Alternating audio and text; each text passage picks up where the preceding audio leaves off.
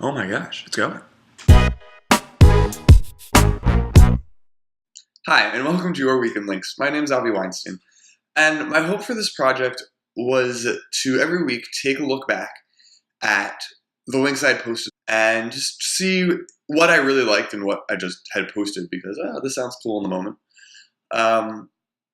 And to really try to find more general themes within whatever it is that I post and try to figure out why I post as much as I do.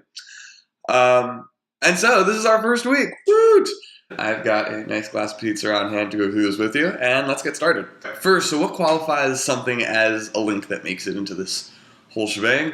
First thing is it has to be a link of someone else's content that I posted on Facebook and to my wall and not on someone else's wall. Meaning this has to be something that I thought was useful enough for the general populace and not something that I thought, that's funny, call out and send it to that person.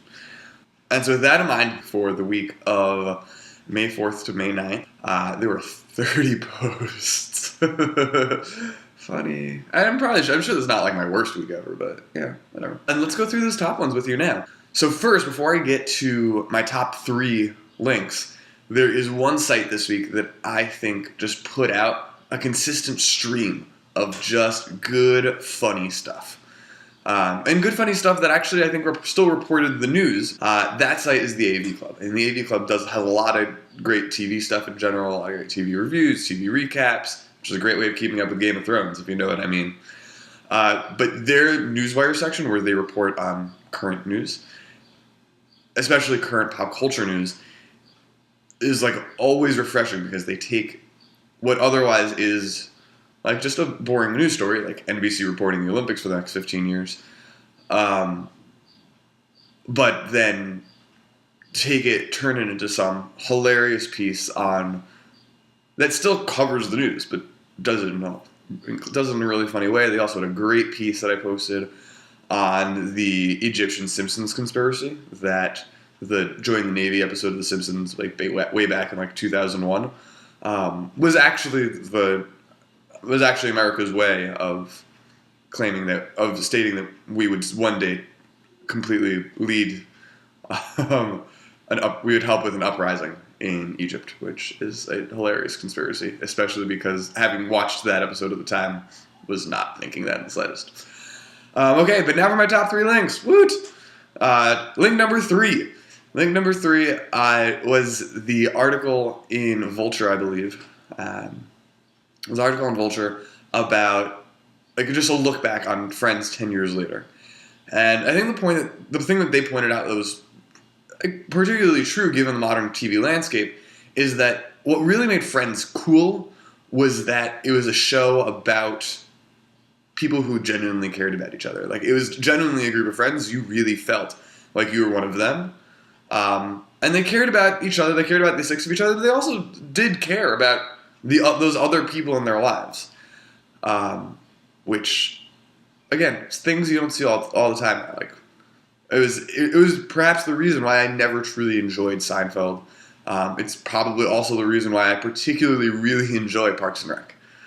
So I just thought that was a really cool, really interesting way of looking at what makes a TV show, what makes a comedy that you want to stay with 10 years later. Top number 2 article was a Times piece from this week on how a high-tech push has board games rolling again.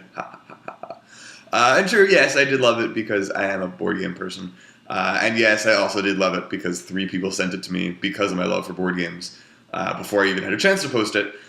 But I think it also says something really cool about the era in which we live, in which, as long as you've got the creativity, you can pitch a game like that to Kickstarter. And I think the number they quoted, and maybe it's just a number I've heard elsewhere, I think something 80% of board game Kickstarters get fully funded and go into more than prototype, and usually are the games that have since gone on to completely rock the board gaming world.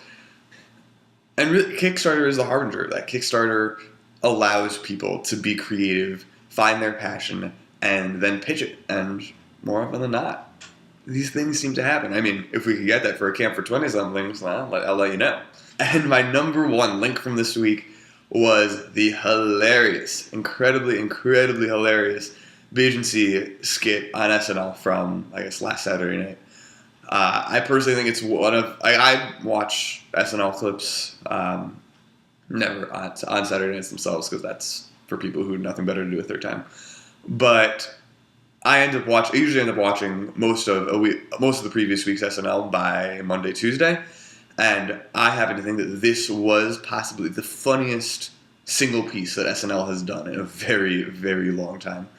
And then I tried to think about why that was, and because I think it points to our modern love for the deification of pop culture, of taking celebrities, taking whoever it is, and not just saying, oh, they don't do any bad, but the idea that there would be this 1984 style agency that came after you for saying the thing remotely negative about Beyonce. I think A is funny because Beyonce is awesome, but also I think it really shows the level that we let deification get to in the modern era. Anywho, thank you so much for watching this very, very first episode of Your Week in Links. I guess let me know if you find any cool links, and I guess send them my way, and you could be in the very, very next episode of Your Week in Links. Anywho, this has been Your Week in Links. Goodbye. Yeah. I really hope this goes on for a while, because this is fun. Anywho, this has been Your Weakest Link. Nope, that's entirely not the point, Avi. That was the joke you were trying to make.